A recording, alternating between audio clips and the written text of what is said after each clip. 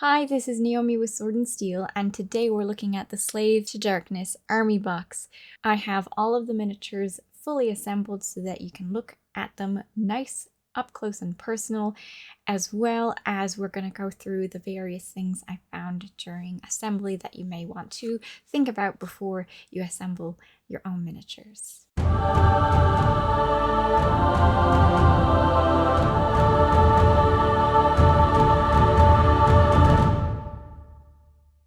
Games Workshop gave me an early copy of the Slaves to Darkness army box, and though you aren't exactly saving any money on getting this kit, inside are 865 points worth of newly sculpted miniatures to be assembled, a fancy version of the new Battle Tome for Slaves to Darkness, and War Scroll cards, tokens, and enhancement cards for in-game play. We have 14 miniatures, which is a Demon Prince, 2 5-man groups of Chaos Chosen, so one 10-man group of Chaos Chosen, and 3 Ogroid Therodons. Now for Chaos Chosen. There are 2 duplicate sprues for the Chaos Chosen, and there are a lot of both head options and weapon options for the models, though every model is monopose. I would say assembling them is moderately difficult, some being quite straightforward. Everything has its place, and the sculpts were created such that the join lines are hidden completely once fully assembled, and there really isn't any mold lines that you have to remove. I did modify most every helmet placement, but that's simply because I wanted them to be looking more upward and in a particular direction than what was suggested by the sculpt itself. And that did require shaving off a bit of their neck attachment, but you don't have to do that, of course. You have the weapon options to make all of these guys as basic Chaos Chosen, or because they have duplicate sprues, you can make as many as 2 drummers, 2 standard bearers, and or 2 champions. The weapon options you choose to build them with are for aesthetics only, because besides the drums and the standard, the Chosen only have Soul Splitters as their weapon of choice, and you decide whether that is a sword, a great hammer, or a great axe. You should decide the Mark of Chaos before or while you're assembling these models, because whichever dark god that you decide to follow, there will be rules associated with him, so make certain you know who you want to follow for your army before you put that Mark of Chaos on it. Okay, the Ogroid Therodons. The first thing I checked when assembling these was whether or not I could assemble the Myrmidon from this kit of Therodons. The short answer is no. The weapon option for a Myrmidon is a spear, and there are no spears in the set. But for those handy with a hobby knife and clippers, it would be an easy task to take the staff of an axe and the blade of a sword from this kit and turn weapon into a spear.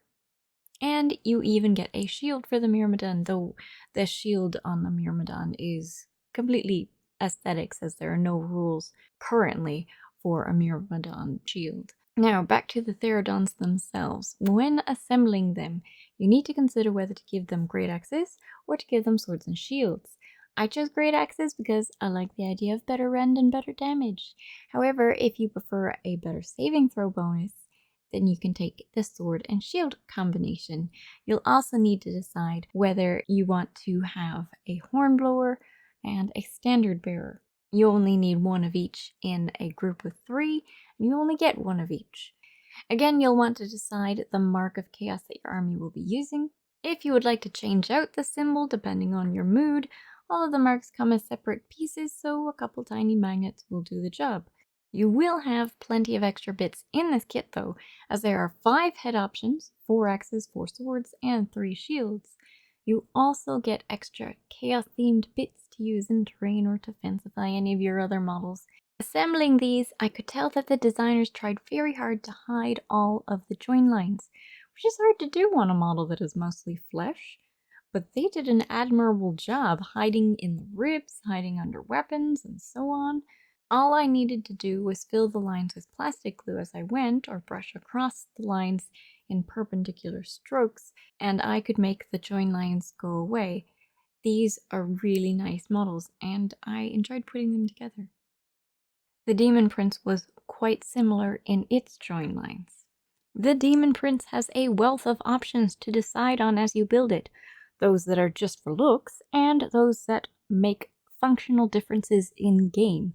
For looks, you choose between hooved or clawed feet. You choose between his arm being above his head or at hip level, and you choose whether he'll be looking to the left or to the right. And likely the tail and the head could be considered for looks as well. You could choose whichever one you like, even though it does suggest one over the others to go with the mark you choose.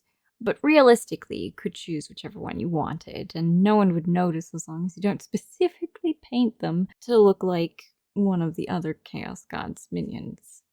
Functionally, you need to choose the mark of chaos on his shoulder. The heroic action the Demon Prince performs will be different based on the mark of chaos you choose, so make sure to read that and understand what that might entail. And then you get to choose the weapon, which can either be a demonic axe, a hellforged sword with an ability that you'll want to read before making your decision, or malefic talons that go on both his hands.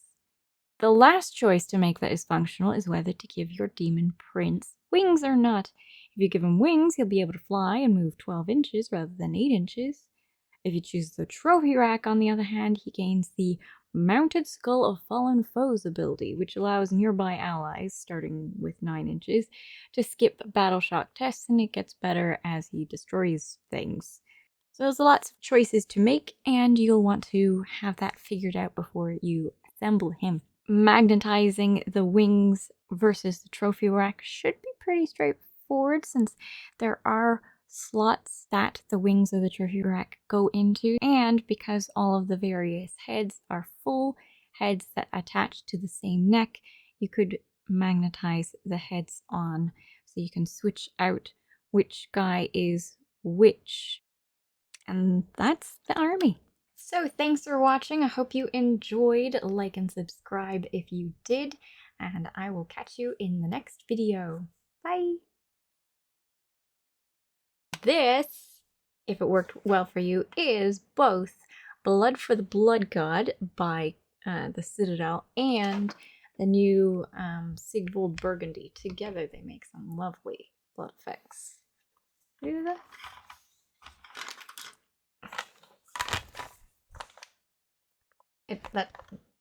I didn't work that hard on it. It took like 5 minutes to get that on there, but that was a nice effect. All right, Blood for the Blood God and Sigvold Burgundy. Okay.